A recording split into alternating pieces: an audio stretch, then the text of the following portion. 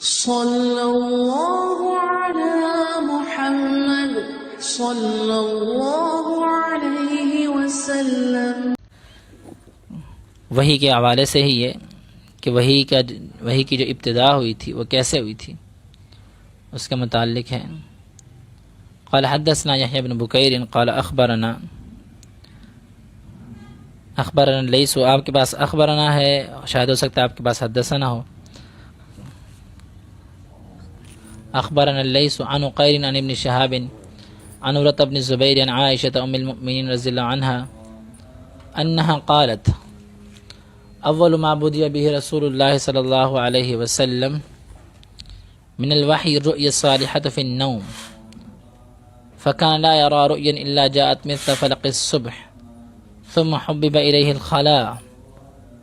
چلیں یہ حدیث ہم ساتھ ساتھ عربی آپ کو پڑھتے جائیں گے، ساتھ ساتھ اس کا ترجمہ کرتے جاتے ہیں۔ یہ روایت ہے سیدہ عائشہ صدیقہ رضی اللہ عنہا سے ہی، عن عائشہ ام المؤمنین انہا قالت، وہ فرماتی ہیں اول ما بدأ رسول اللہ صلی اللہ علیہ وسلم من الوحی، کہ وحی کی جو ابتدا ہوئی ہے اللہ کے نبی صلی اللہ علیہ وسلم پہ وہ کیسے ہوئی؟ الرؤیا صالحہ فی النوم، خواب میں، نیند میں جو ہے وہ الرؤیا صالحہ، اچھے اچھے خواب، پاکیزہ خواب، صالحہ خواب، نیک خواب وہ آنا شروع ہوئے۔ وہ خواب کیسے تھے اس کی کیفیت بیان کرتی ہیں۔ فکان لا یرا رؤیا الا جاءت مثل فلق الصبح، کوئی بھی خواب، لا یرا رؤیا آپ نہیں خواب دیکھتے، الا مگر مثل فلق الصبح، وہ ایسے سچا ثابت ہوتا جیسے صبح کی روشنی ہے۔ صبح کی روشنی میں کسی کو شک نہیں ہو سکتا، ایسے ہی آپ کے جو خواب ہوتے وہ اس کی سچائی میں بھی کسی کو شک نہ ہوتا۔ ثم حبب الیہ الخلاء، ثم پھر حببہ پسند کر دیے گئے آپ علیہ الصلوۃ والسلام، الیہ آپ کی طرف، الخلاء تنہائی، مطلب تنہائی آپ تنہا پسند ہو گئے، آہستہ آہستہ خلوت اختیار کرنا شروع کر دی۔ اور خلوت کہاں اختیار کرتے؟ وکان یخلو بغار حراء، غار حراء میں آپ علیہ الصلوۃ والسلام خلوت نشینی اختیار کرتے، وہاں چلے جاتے۔ فیتحنس فیہ، اور وہاں پہ آپ عبادت کرتے۔ فیتحنس ذکر و فکر میں مشغول ہو جاتے، فیتحنس غور و فکر میں مشغول ہو جاتے۔ وہ تعبد، اس کی مزید وضاحت کی ہے کہ اس سے مراد کیا ہے؟ التعبد، مسلسل عبادت۔ اللیالی ذوات العدد، صرف ایک دو دن نہیں، اللیالی لیل کی جمع ہے، کئی راتیں، ذوات العدد کئی راتیں، کئی دن جو ہے آپ علیہ الصلوۃ والسلام وہاں قیام کرتے، خلوت نشینی اختیار کرتے۔ پھر کیا ہوتا؟ قبل ان ینزع الی اہلہ، اس سے پہلے ینزع الی اہلہ، کہ آپ اپنے گھر کی طرف لوٹیں، یعنی اپنے گھر واپس آنے سے پہلے آپ کی یہ حالت ہوتی تھی۔ گھر کیوں آتے؟ گھر آتے وَيَتَزَوَّدُ لِذَلِكَ، اور اس کے لیے اس مقام پہ جانے کے لیے جو غور و فکر کے دن رات تھے وہ گزارنے کے لیے آپ یتزود زاد راہ لیتے، توشہ ہمراہ لیتے۔ ثم یرجع الی خدیجہ، پھر خدیجہ کی طرف لوٹتے رضی اللہ تعالی عنہ۔ فیتزود لمثلہا، پھر اسی کی مثل جو ہے وہ آپ صلی اللہ علیہ وسلم توشہ لے کے چلتے۔ توشہ سے مراد کھانا پینا، پہلے جو توشے کا ذکر آیا وہ جب پہلے لے کے چلتے تو وہاں پہ جب تک وہ ختم نہیں ہوتا، ان ینزع الی اہلہ ویتزود لذلک، پھر آپ جب ختم ہوتا تو آپ خدیجہ رضی اللہ عنہ کے پاس آتے اور ان سے دوبارہ کہتے اور کھانا وغیرہ ساتھ لے کے چلے جاتے۔ آپ کی یہی حالت رہی حتی جاء الحق، یہاں تک کہ حق آ گیا آپ کے پاس۔ حق سے مراد کیا ہے؟ وہی۔ وہ حق کیسے آیا؟ وہ فی غار حراء، آپ علیہ الصلوۃ والسلام غار حراء میں تھے۔ فجاءہ الملک، ایک فرشتہ آیا آپ کے پاس، فقال، اس نے کہا اقرأ، پڑھیے۔ فقال، راوی کہتے ہیں فقلت، فقال آپ صلی اللہ علیہ وسلم فرمایا فقلت میں نے کہا ما انا بقاری میں تو نہیں پڑھ سکتا، میں نے کبھی پڑھا ہی نہیں ہے، میں پڑھنا جانتا ہی نہیں ہوں۔ قال فرماتے ہیں فاخذنی مجھے فرشتے نے پکڑا، فغطنی پھر مجھے بھینچا، زور سے بھینچا، حتی بلغ منی الجہد یہاں تک کہ بلغ پہنچ گیا منی مجھ سے الجہد مشقت مطلب میری طاقت جواب دے گئی، یہ آسان لفظ ہے، حتی بلغ منی الجہد اتنا مجھے زور سے بھینچا کہ میری طاقت جواب دے گئی، ثم ارسلنی پھر مجھے چھوڑ دیا، فقال اور اس نے کہا اقرا اب پڑھو، قلت میں نے کہا ما انا بقاری میں تو نہیں پڑھ سکتا، فاخذنی فغطنی الثانیہ حتی بلغ منی الجہد پھر وہی صورتحال، مجھے پکڑا زور سے بھینچا حتیٰ کہ میری طاقت جواب دے گئی، ثم ارسلنی پھر مجھے چھوڑا، فقال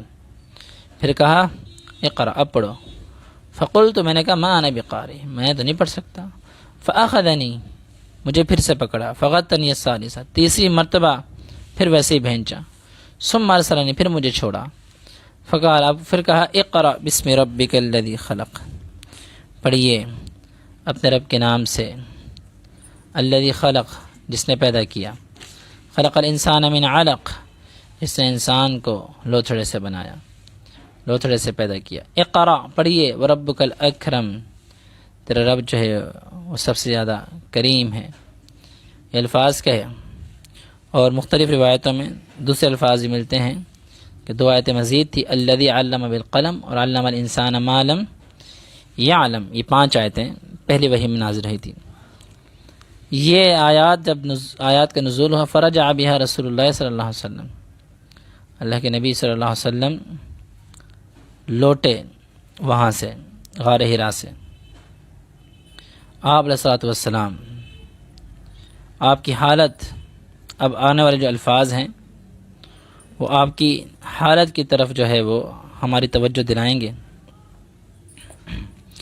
آپ لوٹے یرجف فؤادہ کہ آپ کا دل کانپ رہا تھا، فدخل علی خدیجہ بنت خویلد آپ علیہ الصلوۃ والسلام سیدہ خدیجہ رضی اللہ عنہا کے پاس آئے، فقال اور کہا زملونی زملونی زملونی مجھ پہ چادر ڈال دو یا کمبل اوڑھ دو، زملونی مجھ پہ چادر اوڑھ دو یا کمبل اوڑھ دو، فزملوہ تو گھر والوں نے آپ پہ کمبل اوڑھ دیا، حتی ذہب عنہ الرو وہ کمبل آپ کے اوپر رہا، حتی جب تک کہ ذہب عنہ الرو آپ سے ڈر اور خوف ختم نہ ہوا، جب ڈر ختم ہو گیا فقال لخدیجہ تو آپ علیہ السلام نے سیدہ خدیجہ رضی اللہ عنہا سے واقعہ شیئر کیا کہ جی میں نے ایسے ایسے میرے ساتھ ہوا آج، وأخبرها الخبر اور خبر دی خدیجہ رضی اللہ عنہا کو الخبر خاص خبر مطلب جو آپ کے ساتھ معاملہ پیش آیا تھا، اور ساتھ کہا لقد خشیت علی نفسی، اب جو ہے نا لقد وہی جو میں نے آپ کو نقطہ بتایا تھا، لقد قسم سے، خشیت علی نفسی مجھے جو ہے اپنی جان کا اب خوف پڑ گیا۔ فقالت خدیجہ رضی اللہ عنہا نے کہا کلا ہرگز ایسا نہیں ہے، واللہ اللہ کی قسم، ما یخزیک اللہ ابدا اللہ تعالیٰ آپ کو کبھی رسوا نہیں کریں گے، انک لتصل الرحم یقیناً آپ لتصل الرحم رشتہ داریوں کو ملاتے ہیں، وتحمل الکل بے کسوں کا آپ بوجھ اٹھاتے ہیں، وتکسب المعدوم المعدوم یعنی یہاں مراد مفلس لوگ ہیں، مفلسوں کے لیے تو آپ کماتے ہیں، وتقری الضیف آپ مہمانوں کی مہمان نوازی کرتے ہیں، وتعین علی نوائب الحق وتعین اور آپ تعاون کرتے ہیں علی نوائب الحق مشکل اوقات میں، نوائب مشکل اوقات میں، الحق حق کا یعنی آپ دیکھتے ہیں کہ جو حق پہ قائم ہے آپ اس کا ساتھ دیتے ہیں. آپ کو کیوں اللہ رسوا کرے گا؟ آپ کو کیوں اپنی جان کا خوف ہے، ڈر ہے؟ یہ تسلی دی. فانطلقت به خدیجہ، پھر کیا کیا خدیجہ رضی اللہ عنہا نے؟ آپ کو ساتھ لیا. حتی اتت به ورقۃ بن نوفل بن اسد بن عبد العزیٰ، آپ کو وہ ابن عمی خدیجہ، جو خدیجہ رضی اللہ عنہا کے چچا کے بیٹے تھے، آپ کو ورقہ بن نوفل بن اسد بن عبد العزیٰ، ورقہ بن نوفل کے پاس لے گئیں. وکان امرأ تنصر فی الجاہلیہ، وہ ایسا آدمی تھا تنصر جس نے مدد کی ہے فی الجاہلیہ، جاہلیت کے وقت میں. مطلب تنصرہ کا لفظی معنی یہاں ہم مدد نہیں کر سکتے. یہاں سے مراد تنصرہ نصارہ ہونا، عیسائی ہونا ہے. وکان امرن، وہ آدمی ایسا تھا، تنصرہ وہ عیسائی تھا، فی الجاہلیہ، جاہلیت کے مذہب میں، نصرانی مطلب عیسیٰ علیہ السلام کا پیروکار تھا. وکان یکتب الکتاب العبرانیہ، اور وہ عبرانی کتاب کے کاتب تھے.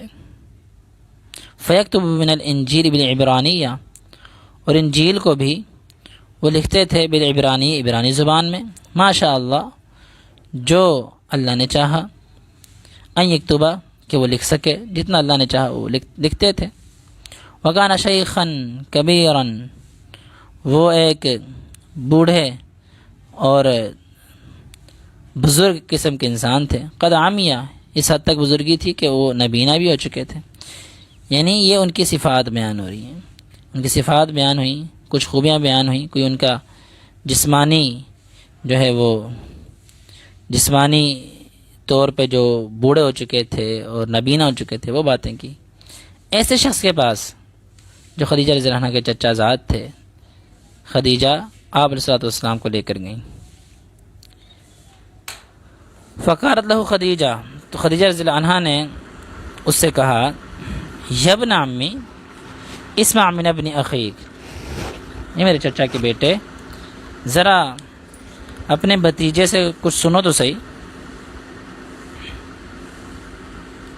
فقال لہ ورقہ، تو ورقہ بن نوفل نے آپ سے کہا، یا ابن اخی، جی میرے بھتیجے، ماذا ترى، آپ نے کیا دیکھ لیا؟ ماذا ترى مطلب جو کچھ بھی دیکھا ہے آپ نے وہ بیان کرو.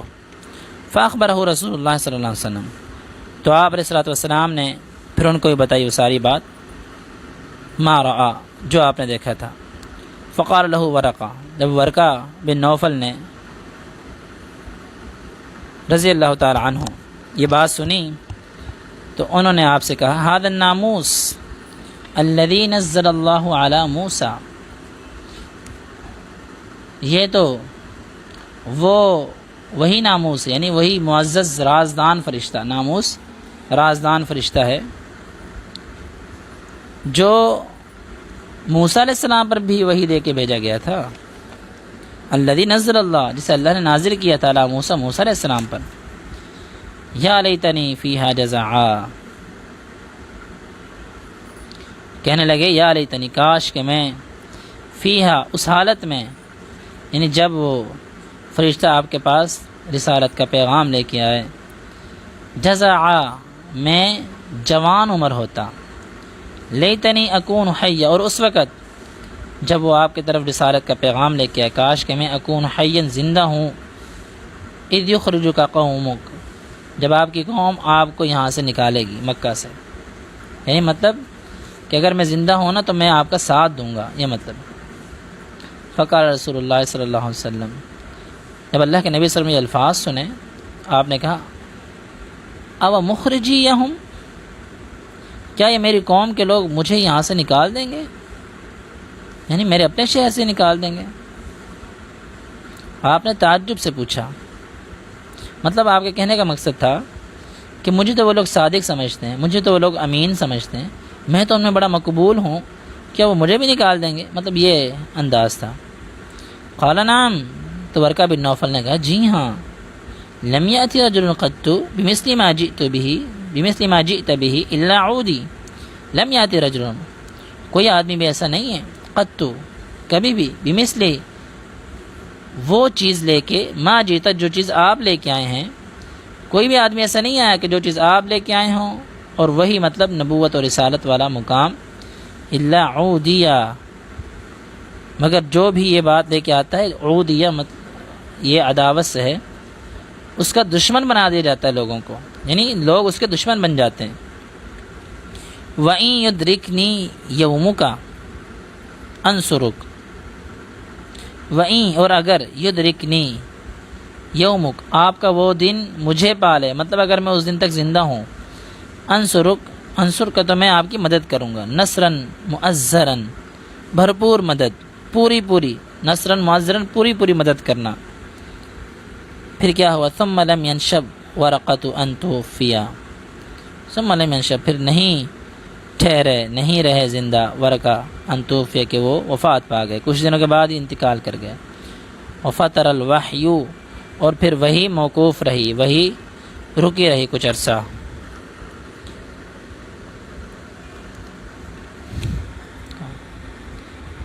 قال ابن شهاب واخبرني ابو سلمة بن عبد الرحمن عن جابر بن عبد الله الانصاري قال وهو يحدث عن فترة الوحي فقال في حديثه، جابر بن عبداللہ انصاری رضی اللہ تعالیٰ عنہ وہ فرماتے ہیں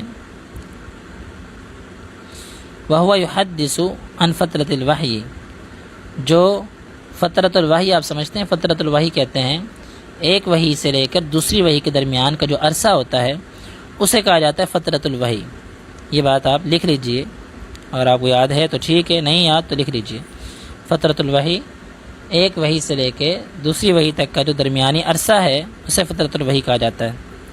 جابر بن عبداللہ انصاری رضی اللہ عنہما وہ آپ صلی اللہ علیہ وسلم نے وحی کے رک جانے کے جو زمانے کے حالات تھے نا، یہ فترۃ الوحی جس میں وحی رک گئی تھی، وہ یحدث عن فترۃ الوحی، وہ روایت بیان کرتے ہیں۔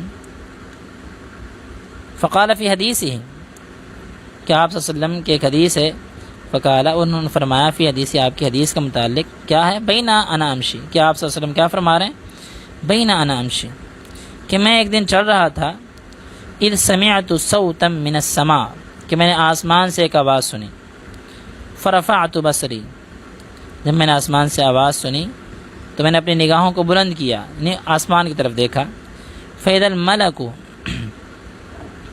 کہ ایک فرشتہ ہے، وہی فرشتہ جاءنی بحراء، جو میرے پاس غار حراء میں آیا تھا، جالس علی کرسی، وہ ایک کرسی پہ بیٹھا ہوا ہے، بین السماء والارض، آسمان و زمین کے درمیان وہ کرسی ہے، وہاں بیٹھا ہوا ہے۔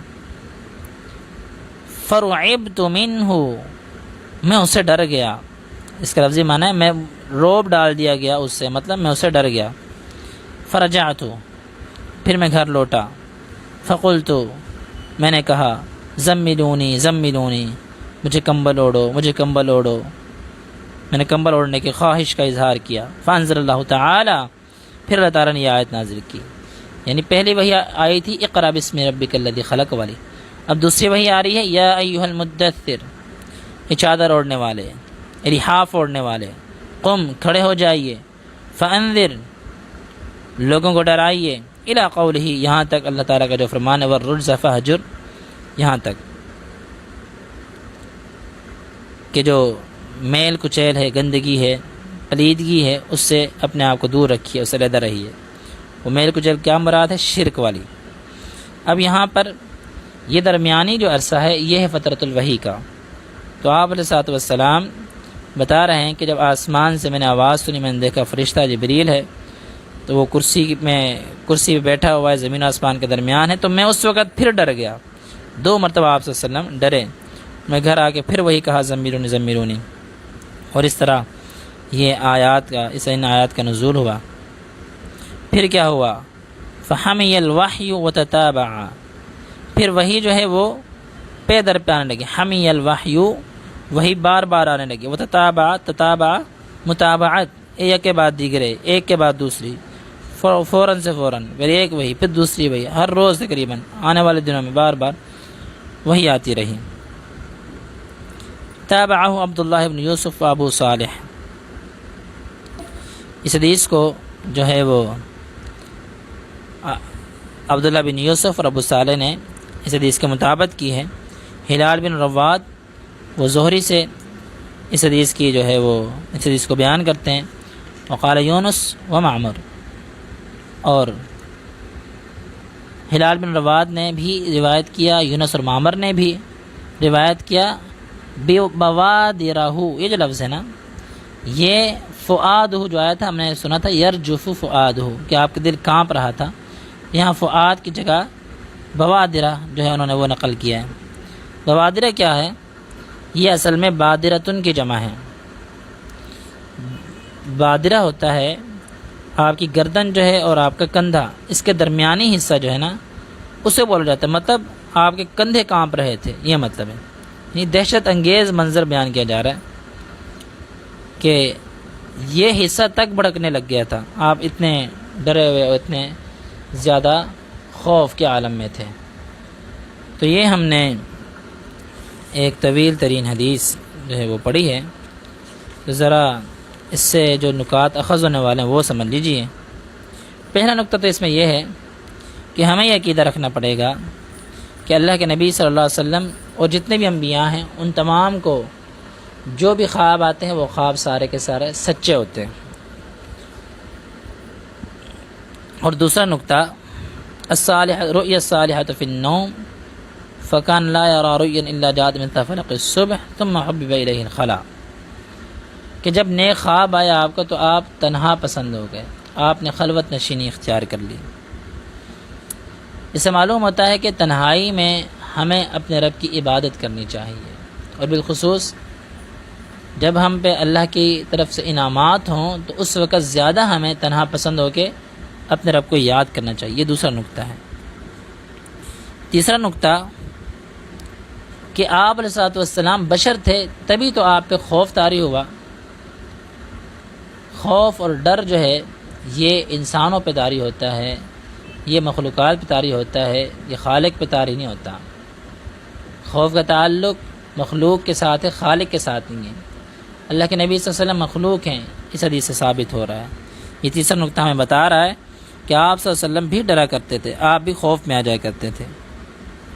تو ہمارے ہاں جو اکثر ہمارے بھائی ہوتے ہیں وہ آپ صلی اللہ علیہ وسلم کی ذات کو بڑھا چڑھا کے بیان کرتے ہیں، حالانکہ آپ صلی اللہ علیہ وسلم نے خود فرمایا لا تطرونی کما اطرت الیہود والنصارى، میری شان کو ایسے نہ بڑھانا جیسے یہودیوں اور عیسائیوں نے اپنے اپنے نبیوں کی شانوں کو بڑھا دیا۔ یہاں تک کہ قرآن نے کہا وقالت الیہود عزیر ابن اللہ وقالت النصارى المسیح ابن اللہ، یہودیوں نے کہا عزیر اللہ کا بیٹا ہے، عیسائیوں نے کہا کہ عیسیٰ علیہ السلام اللہ کے بیٹے ہیں۔ العیاذ باللہ، نعوذ باللہ من ذلک۔ چوتھا نقطہ، اس میں جس فرشتے کا ذکر آ رہا ہے فجاءہ الملک، اس سے مراد جبریل علیہ السلام ہیں، جیسے کہ آپ نے جو حدیث کا دوسرا حصہ سماعت کیا ہے اس میں وہی بات آ رہی کہ وہ فرشتہ جو میرے پاس غار حرا میں آیا تھا۔ چوتھا نقطہ کہ غار حرا میں فرشتے کا آنا، تنہا پسند، جب آپ صلی اللہ علیہ وسلم نے جس جگہ تنہا پسندی اختیار کی، خلوت نشینی اختیار کی، اس مقام پہ جو ہے فرشتے کا آنا اور وہاں پہ وحی کا نزول ہونا۔ یہ چوتھا نقطہ ہمیں اس بات کی طرف گائیڈ کر رہا ہے کہ جب آپ خلوت نشینی اختیار کر لیتے ہو، آپ اللہ کی عبادت میں لگ جاتے ہو، تو پھر اللہ کی طرف سے انعامات آتے ہیں۔ اگر آپ اللہ کی نعمتوں پر شکریہ ادا نہیں کرو گے تو پھر اللہ رب العزت کی طرف سے ممکن ہے کہ انعامات رک جائیں، جیسے اللہ نے قرآن میں کہا لئن شکرتم لازیدنکم، اگر تم میرا شکریہ ادا کرو گے میں تمہیں اور دوں گا، ولئن کفرتم، اگر ناشکری کرو گے ان عذابی لشدید، تو میرا عذاب یقیناً بہت زیادہ سخت ہے۔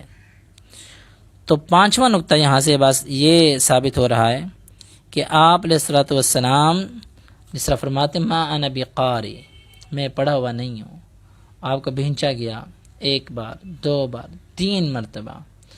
یہ جو 3 کا عدد ہے نا، یہ بہت اسلام میں اہمیت کا حامل ہے۔ 3 مرتبہ وہ کیسے؟ جب موسیٰ علیہ السلام اور خضر علیہ السلام یہ جب سفر میں تھے، موسیٰ علیہ السلام اور خضر علیہ السلام، تو موسیٰ علیہ السلام نے کہا تھا کہ میں آپ کے پاس علم سیکھنے کے آیا، مجھے علم سکھاؤ۔ تو علم سکھانے کی جو بات ہوئی، انہوں نے کہا ٹھیک ہے، اس شرط پہ کہ جب تک کہ تو درمیان میں بولے گا نہیں، گفتگو نہیں کرے گا، تو میں تمہیں پھر سکھاؤں گا، یعنی میں تیرا استاد اس وقت بنوں گا جب تو میری اس شرط کو مانے گا۔ تو موسیٰ علیہ السلام نے کہا ٹھیک ہے جی، میں تو انشاءاللہ کہ یہ شرط ماننے کے لیے ریڈی ہوں، تیار ہوں۔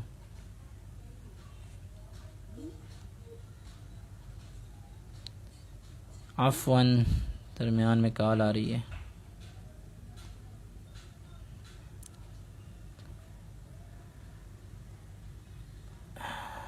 معذرت، کہاں آ رہی کال؟ شو بھی نہیں ہو رہی، چلیں۔ اچھا، تو یہ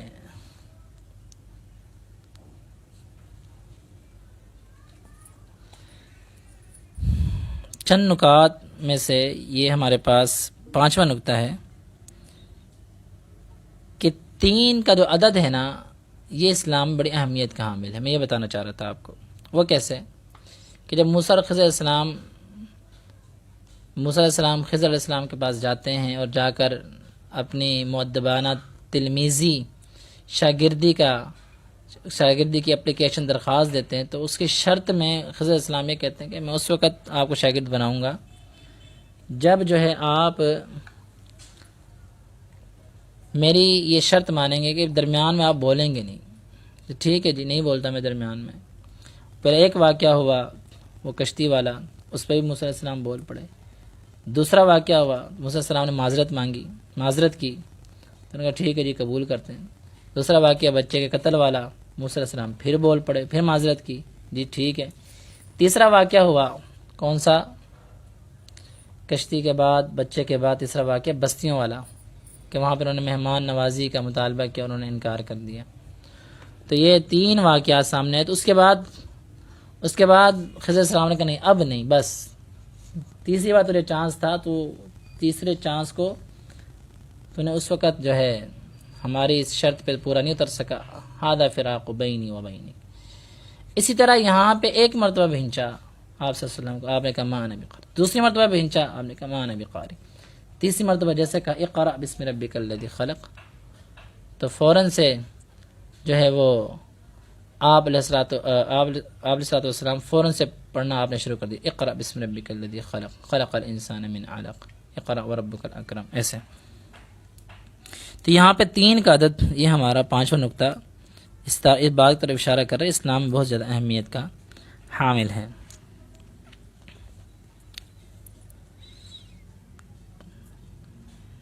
مطلب اگر آپ کسی کو کوئی بات سمجھانا چاہتے ہو، سکھانا چاہتے ہو، تو آپ ایک مرتبہ کہہ کے جان نہ چھڑاؤ، کم از کم آپ کو 3 مرتبہ لازمی کہنا چاہیے۔ ایک بندے کو 3 مرتبہ جو ہے لازمی کہنا، اسے بار بار وذکر فإن الذکریٰ تنفع المؤمنین، لیکن کم سے کم نہ 3 مرتبہ لازمی کہا جائے۔ اچھا، یہاں پہ جو ہمارے لیے 6واں نقطہ سامنے آتا ہے وہ یہ ہے کہ فرشتے نے جس وحی کا نزول کیا ہے اس میں لفظ اقرا ابتدائی پڑھنے سے، ابتدائی کس سے؟ پڑھنے سے، اقرا۔ تو یہ ہمارے سامنے 6واں نقطہ ہے کہ ہمیں ہماری اسلام کا، ہماری وحی کا جو آغاز ہے وہ ہی پڑھنے سے، تو ہمیں ہمیشہ پڑھنے کے لیے اپنے آپ کو وقف کرنا چاہیے۔ اور پھر کیا پڑھنا ہے؟ بسم ربک، اپنے رب کا نام۔ یہ ہے 7واں نقطہ کہ ہم نے جو پڑھنا ہے وہ اپنے رب کا نام، مطلب رب کی طرف سے جو احکامات نازل ہوئے ہیں، قرآن ہے، حدیث ہے، ہم نے وہ پڑھنا ہے۔ باقی علوم بھی پڑھیں، باقی علوم بھی اللہ نے سکھائے ہیں، لیکن فالو جو ہے وہ ان کو کرنا ہے۔ اس کے بعد 8واں نقطہ، اس میں الذی خلق، اسی آیت میں کہ اللہ رب العزت کی ہم مخلوق ہیں۔ کہیں ہم اپنے آپ کو پڑھ کے اور اپنے آپ کو اتنا بڑا عالم سمجھ کے کہیں خالق کے رتبے پہ نہ پہنچ جائیں، نہیں، ہم پھر بھی مخلوق کے رہیں گے، جتنے مرضی ہم آگے چلے جائیں۔ پھر اللہ تعالیٰ ہماری اوقات ہمیں یاد دلا رہے، خلق الانسان من علق، تم تو لوتھڑے سے پیدا ہوئے ہو، کہ تم اپنے آپ کو اتنا عالی مرتبہ سمجھ کے اپنی اوقات کا نہ بھول جانا، ہمیشہ اپنی اوقات کو یاد رکھنا ہے۔ یہ بھی ہمیں جو ہے وہ 9واں نقطہ سکھایا جا رہا ہے۔ اس کے بعد 10واں نقطہ، اقرأ وربک الاکرم، پڑھیے، دوبارہ سے پڑھنے کا کہا جا رہا ہے۔ وربک الاکرم، تیرا رب جو ہے بہت زیادہ کریم ہے، بہت زیادہ عزت والا ہے اور عزت دینے والا ہے۔ اللہ رب العزت خود بھی عزت والا ہے اور عزت دینے والا بھی ہے۔ مطلب یہ ہمارے سامنے 11واں نقطہ ہمیں مل رہا ہے، 10واں، غالباً 10واں نقطہ ہمیں یہ مل رہا ہے کہ ہمیں اس علم سے عزت ملے گی، ہمیں دین کے علم سے عزت ملے گی۔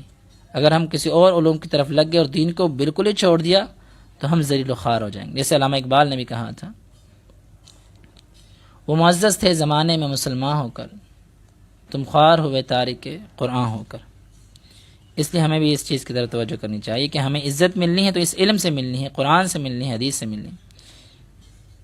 اس کے بعد 11واں نقطہ، فرجع بها رسول اللہ صلی اللہ علیہ وسلم یرجف فؤادہ، یہاں پہ پھر سے ہمیں بتایا جا رہا ہے کہ اللہ کے نبی صلی اللہ علیہ وسلم کا دل کانپ رہا ہے، اور جیسے وہ یونس اور معمر کی روایت میں بوادرہ کے الفاظ ہیں کہ آپ کے یہ شانہ مبارک، آپ کے کندھے مبارک جو وہ بھی کانپ رہے تھے۔ آپ پہ خوف کا نازل ہونا اس بات کی طرف اشارہ ہے کہ آپ علیہ الصلوۃ والسلام بشر تھے، پھر سے بتایا جا رہا ہے ہمیں۔ اس کے بعد 12واں نقطہ، فدخل علی خدیجہ بنت خویلد رضی اللہ عنہا فقال، کہ آپ پہ جب خوف طاری ہوا تو آپ سب سے پہلے کس کے پاس گئے؟ اپنی بیوی کے پاس، اپنی زوجہ کے پاس۔ تو یہ بھی اس بات کی طرف اشارہ ہے، زوج جو ہے، زوج، اس کا اطلاق بیوی پر بھی ہوتا ہے، زوج کا اطلاق خاوند پہ بھی ہوتا ہے۔ زوج تو زوج جو اللہ نے ایک جوڑا بنایا ہے، اگر بیوی کو کسی چیز کا خوف ہو تو وہ خاوند سے شیئر کرے، خاوند کو ہو تو وہ بیوی سے شیئر کرے۔ اللہ کے نبی صلی اللہ علیہ وسلم سب سے پہلے خدیجہ بنت خویلد رضی اللہ عنہا کے پاس گئے، فقار ان سے یہ جا کے گزارشات کی۔ سب سے پہلے گزارش کیا؟ زملونی، مجھے چادر دو، مجھے کمبل اوڑو۔ فزملوہ، تو آپ صلی اللہ علیہ وسلم خوف کے عالم میں تھے، ڈرے ہوئے تھے۔ تو 13واں نقطہ ہمارے سامنے کیا ثابت ہو رہا ہے کہ بیوی فوراً خاوند کے حکم کی اتباع کرے، تابعداری کرے۔ انہوں نے اگلی بات نہیں سنی کہ بھئی کیوں، بھئی سوالات نہیں کہ جس طرح آج کل کی بیویاں کرتی ہیں، کیوں، خیر تو ہے، پہلے بتاؤ مجھے۔ نہیں، سب سے پہلے انہوں نے کہاں مانا، فزملوہ، فوراً سے چادر دی کہ باقی باتیں بعد میں پوچھوں گی۔ حتی ذہب عنہ الرو، اس وقت تک بات بھی نہیں کی جب تک کہ خوف نہ ختم ہو گیا۔ یہ ہے بیوی کی خاوند کے لیے تابعداری، اطاعت کا ایک سبق ہماری ماں خدیجہ رضی اللہ عنہا نے ہمیں سکھایا ہے کہ بیویوں کو ایسے ہونا چاہیے۔ 14واں نقطہ، فقال لخدیجہ واخبرها الخبر، جب آپ سے خوف ختم ہوا آپ نے خود ہی بتا دیا۔ مطلب جب بھی کوئی ایسا معاملہ ہو تو وہ خوف کے ختم ہونے کے بعد خاوند بیوی سے، بیوی خاوند سے شیئر کرے، بتانا چاہیے ایک دوسرے کو کہ جی بس میرے ساتھ یہ معاملہ، لقد خشیت النفس، مجھے اپنی نفس کا، اپنی جان کا اب ڈر ہو گیا ہے، مجھے لگتا ہے میں اب مر جاؤں گا، یعنی ایسے الفاظ ہیں یہ۔ اس حالت تک جو ہے آپ علیہ الصلوۃ والسلام نے وہ بات آپ شیئر کرتے گئے، سن لیا خدیجہ رضی اللہ عنہا نے۔ پھر 15واں نقطہ کیا ثابت ہو رہا ہے کہ بیوی اپنے خاوند کو تسلی دے، سب سے پہلے اس کا خوف جب ختم ہوا تو پھر بھی تسلی دے کہ نہیں آپ ایسے تھوڑی ہیں، کلا واللہ ما یخزیک اللہ ابدا، اللہ تعالیٰ آپ کو کبھی رسوا نہیں کرے، کیونکہ آپ کی یہ خوبیاں ہیں۔ اس سے معلوم ہوتا ہے کہ خاوند کی خوبیوں کو اجاگر کیجیے، چاہے اس کے اندر خامیاں بھی ہوں، 1 ہوں، 2 ہوں، 10 ہوں، لیکن جو اس کی اگر خوبیاں ہیں، 1 ہے، وہ 2 ہے، 3 ہے، 4 ہے، ان خوبیوں کو پہلے اجاگر کرے تاکہ وہ سمجھ سکے کہ جو میری رفیق حیات ہے میرے ساتھ مخلص ہے، آئندہ بھی اس کے ساتھ معاملات شیئر کیے جائیں۔ تو سب سے پہلے انہوں نے آپ کو تسلی دی، جب تسلی دی، تسلی کے بعد تھوڑا خوف کم ہوا تو کہا چلو اب چلتے ہیں، میرے چچا کے جو بیٹے ہیں وہ تھوڑا بہت علم جاننے والے ہیں، وہ علم رکھتے ہیں ان چیزوں کا، تو ایسے معالج کے پاس لے جایا جائے۔ 16واں نقطہ جو ہمارے سامنے ثابت ہو رہا ہے، ایسے معالج کے پاس لے جایا جائے جو اس خوف کا حل نکال سکے۔ معالج کے پاس لے گئے۔ اس کے بعد 17واں نقطہ کہ جو معالج ہے اب اس کی کیا ذمہ داری ہے؟ اس کی ذمہ داری ہے کہ بات کو مکمل طور پہ سنیں، سننے کے بعد جیسے انہوں نے کہا کہ میں آپ کی مدد کرتا، مدد کرنے کے لیے جو بھی وہ کر سکتا ہے معالج وہ کرے، چاہے وہ اس کا تعلق دوائیوں سے ہو، چاہے اس کا تعلق روحانی باتوں سے ہو، چاہے اس کا تعلق مستقبل کے آنے والے فتنوں کے خوف اور اس کے حل سے ہو، وہ بتایا جائے۔ مطلب معالج کی جو ذمہ داری ہے وہ معالج کو ادا کرنی چاہیے۔ اگلا نقطہ غالباً 18 نمبر ہمارا نقطہ ہے کہ اگرچہ معالج کو معلوم بھی ہو کہ میں نبینا ہوں، میں اندھا ہوں، میں نہیں کچھ کر سکتا، میں مدد نہیں کر سکتا، لیکن تسلی دینے کے لیے معالج جتنا مرضی کمزور ہی کیوں نہ ہو، وہ تسلی دینے کے لیے کچھ نہ کچھ کہے۔ یہ 17 نقطہ بھی ذہن میں رکھ لیجیے۔ اس کے بعد 18واں نقطہ کہ وحی کا رک جانا۔ وحی کا رک جانا اس بات کی طرف اشارہ نہیں کرتا کہ آپ ڈر گئے، خوف کے مارے، لہذا بس آپ کو دور کر دیا جائے، نہیں۔ ایسے ہی یہ ہمیں یہ سبق دیتا ہے یہ نقطہ کہ آپ کے اہم ترین لوگوں میں سے یا آپ کے ارد گرد والوں میں سے اگر کوئی شخص کمزور ہو تو آپ نے اس کے خوف کی وجہ سے اس کو ترک نہیں کر دینا، اسے سکھاتے رہنا چاہیے۔ اگر ایک شاگرد اور استاد کا تعلق ہے تو استاد کو چاہیے کہ اس شاگرد کو بھی سکھاتا رہے۔ جیسے بار بار انہوں نے کہا نا کہ پڑھیے اور پھر فترۃ الوحی ہوا، وہی رکی لیکن بعد میں پھر سے سٹارٹ ہو گئے۔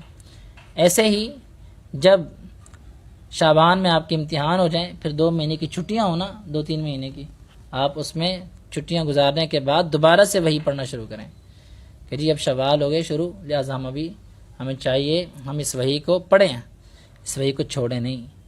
اگر آپ پڑھ کے فارغ ہو چکے تو آپ پڑھانا شروع کر دیں، اس وحی کے ساتھ اٹیچ رہیں، وحی کے علم کے ساتھ اپنے تعلق کو قائم اور دائم رکھیں۔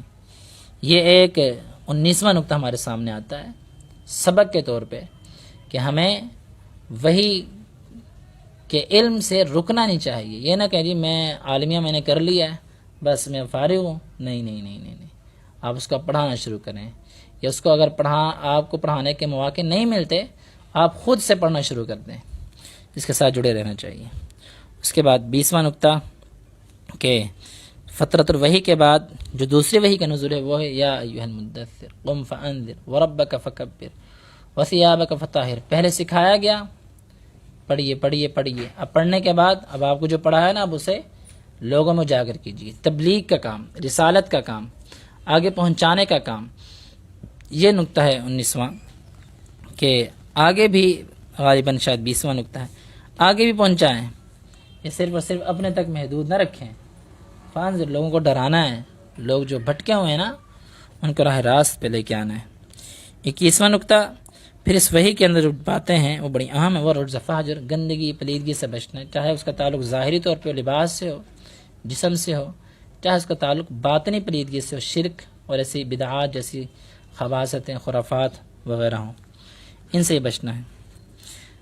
یہ تمام چیزیں جو ہے اس چیز کی طرف ہماری توجہ دلا رہی ہیں کہ جو وحی کا علم ہے یہ کوئی عام علم نہیں ہے، اور اس لیے امام بخاری رحمہ اللہ نے اس وحی والی حدیث کو اور کتاب الوحی کو جو اپنی کتاب کے آغاز میں ذکر کیا ہے کہ تمام باتیں یہ ایک طالب علم کے ذہن میں ہونی چاہیے، پھر وہ اس حساب سے اس کتاب کی تکمیل کے لیے اپنے آپ کو جمع رکھے، اپنے آپ کو تازہ دم رکھے کہ میں نے جی کتاب مکمل پڑھنی ہے، اللہ کے نبی صلی اللہ علیہ وسلم کے ایک ایک فرمان کو صحیح معنوں میں سمجھنا ہے، اور جیسے کہ اس میں بتایا گیا کہ اس وحی کو چھوڑے نہ، ہاں جب کہ مجبوری بنے، ٹھیک ہے، مجبوری کے عالم میں، خوف کے عالم میں آپ بتا سکتے ہیں کہ جی ہماری یہ مجبوری ہے، لیکن آپ نے اس علم سے اپنے آپ کو دور نہیں کرنا ہے، اس کو ہمیشہ جوڑ کے رکھنا ہے۔ اور غالباً 22واں اور ہمارا آخری نقطہ وہ کیا ہے؟ فحمی الوحی وتتابع، یہ ہمارا آخری نقطہ ہے کہ پھر وہی جو ہے مسلسل آتی رہی، جب ایک مرتبہ آپ رک گئے ہیں تو اس کے بعد آپ پھر مسلسل چلتے رہیں جب تک آپ صلی اللہ علیہ وسلم دنیا سے چلے نہیں گئے، وحی کا آنا رکا نہیں۔ اس طریقے سے جب تک ہماری موت نہیں ہوتی ہمیں بھی وحی کے ساتھ جڑ کے رہنا چاہیے، کبھی اس کو یاد کریں، کبھی اس کو پھیلائیں، کبھی اس کو پڑھیں، کبھی اس کو پڑھائیں، اس وحی کے علم کو آگے پھیلائیں۔ اقول قولی هذا استغفر اللہ لی ولکم ولسائر المسلمین وآخر دعوانا ان الحمد للہ رب العالمین.